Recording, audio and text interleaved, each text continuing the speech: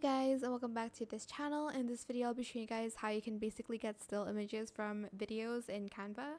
So either use your own video for this, or you can, I think you need to use your own video for this though, if you want to like download it without like editing it or something. But if you go to the elements here, and if you go to video, I'm just going to type in cat and go to videos here, and I want like a still image of oh my gosh, that's so cute.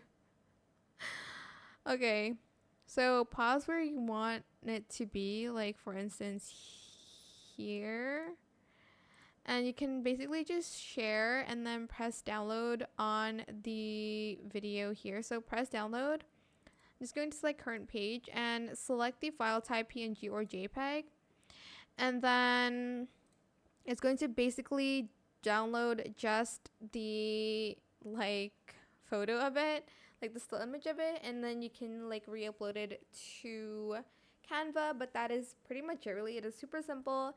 I hope this tutorial is helpful for you guys. Don't forget to like, comment, share, and also subscribe to this channel if you haven't done that already. And if you found this video helpful, please click the thanks button as well. That is it. Thank you so much for watching. Bye.